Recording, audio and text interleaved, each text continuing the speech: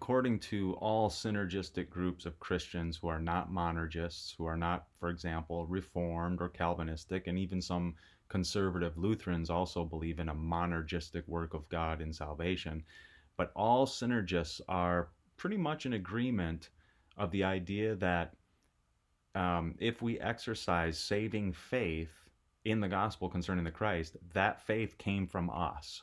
That is, we conjured up faith within ourselves out of the cauldron of our own power of contrary choice, what these people falsely define as human libertarian free will. That's not how the Bible defines human free will, but that's how they define it. So the question here is, from whence does faith come? Where does faith come from? Does it come as a gift from God, or is it something that is conjured up within ourselves?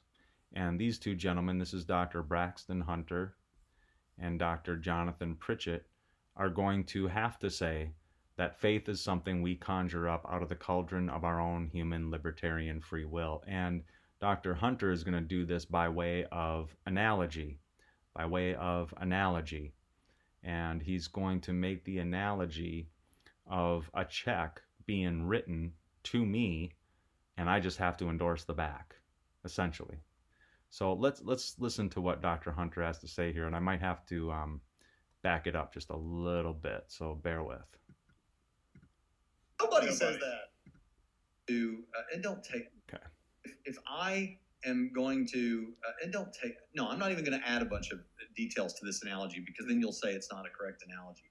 So let's just pay. If I owe a debt and you write me a check that will pay off that debt or something like that, and you give it to me, and I couldn't have gotten it on my own. I had no way to get it, but I do have to endorse the back of the check. Let's change this one thing just to make it. Okay, so I have a debt that I couldn't pay, and you give me a check. So it seems that the analogy is supposed to be something along the lines of the atoning work of Christ on behalf of his people. Okay, the propitiatory satisfaction of Christ, the atonement. Okay, so I have a sin debt. That's what Dr. Hunter is, I believe, talking about. A sin debt that I cannot pay, except, of course, by my death penalty. But then, of course, it's not paid. I'm just dead, right?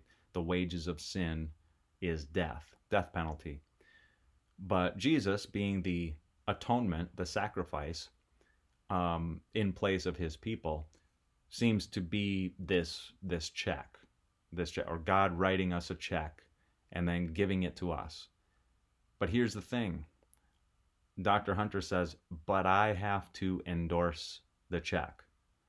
Now, what I think he means by that is I have to conjure up faith within myself out of the cauldron of my own power of contrary choice in order that to make that check efficacious for me. Okay, in order to spend it or whatever, in order for that check to be useful for me, I have to endorse the back, and meaning I have to conjure up saving faith within myself. But let's listen to Dr. Pritchett, Dr. Hunter, and then Dr. Hunter is going to double down again on this I have to endorse the check thing. Makes sense. Okay. With You might mess it up. No, I won't. Okay. Not only you are the last person in the world that should have someone write that check. Right. You're so not just undeserving, ill-deserving. Yeah. Mm-hmm. And yet somebody's doing And I've this even for done the one writing the check wrong. Right. Right. Yep. I've done him wrong. Right. And he writes me the check. Yep. By the way, I just want to stop and pause and agree 100% with what Dr. Pritchett was just saying. Absolutely, I agree. You've even done the one, or I think it was both of them are essentially saying the same thing here. You have not deserved it. In fact, you have deserved the opposite of getting that check. Okay? You have done the one writing the check ill. Okay? You have transgressed. You have sinned. You have missed the mark of his perfection that he demands by his law. Totally agree 100%. But here's what I have a problem with right here. And this is where the synergists, in this case semi-Pelagians, stick in their own little bit of contribution to the salvific work of God. And that is, I have to endorse the check. I have to conjure up saving faith within myself. And then, okay, but before I can put it in the bank, I do have to endorse the back. Yeah. And when I endorse the back, See? I earned every cent. Who says that? No. Well, that's exactly what you're saying by your theology. Nobody might say it explicitly, but that's exactly what you're saying by your theological viewpoint and your perspective. And that's what we as Calvinists absolutely abhor. We hear you guys saying this kind of stuff, and we just hands on forehead, shaking our heads, going, "What are you guys talking about?" So, again, their view is I conjure up saving faith within myself out of the cauldron of my own power of contrary choice, what they fallaciously define as human libertarian free will. Let's go to these canons and decrees of the Synod of Dort and hear what they have to say. We'll just go to Article 14. Article 14, under the third and fourth heads of doctrine. So I highly recommend you read all the articles. In fact, the entirety of the Synod of Dort. It's excellent Reformed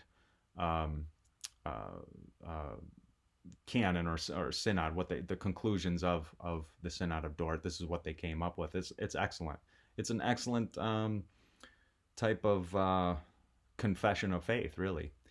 But we're gonna go. So again, third and fourth main points of doctrine. Article 14. Article 14. Okay. And I mean, there's a lot here, you guys. Human responsibility for rejecting the gospel. Article 10, conversion as the work of God. Article 11, the Holy Spirit's work in conversion. Good stuff. Article 12, regeneration as a supernatural work. This is amazing. But let's go to Article 14, the way God gives faith. Again, and think about Dr. Hunter's analogy of, but I have to endorse the check. Okay? And see if you find that anywhere in here. In fact, you'll find that is what is being argued against. So in this way, therefore, faith is a gift of God, not in the sense that it is offered by God for people to choose, but that it is an actual fact bestowed on them, breathed and infused into them. Notice the language there. Faith, the gift of God, is bestowed on them. It is breathed and infused into them. So, not endorsing of the check. There's no, but I have to endorse the check. No, it's infused into them. In other words, if we're going to use that analogy of God writing us a check, the atoning work of Christ, but we have to endorse it, nope.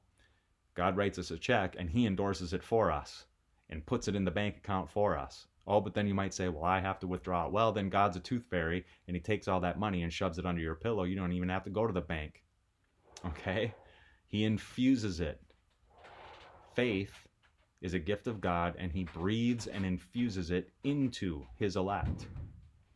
Nor is faith a gift in the sense that God bestows only the potential to believe. This is directly opposed to Arminianism.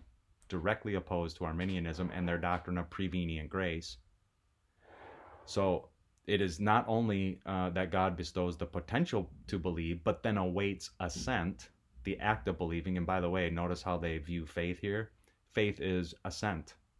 That's what faith is. Assent to the propositions of the gospel concerning the Christ. Of course, knowledge is there too. You have to have knowledge of the propositions of the gospel concerning the Christ, but you have to assent to them as true and not as false. Okay? That is belief. Assent, the act of believing. That's how they define faith. Nor is it a gift in the sense that God bestows only the potential to believe, but then awaits assent, the act of believing, by human choice.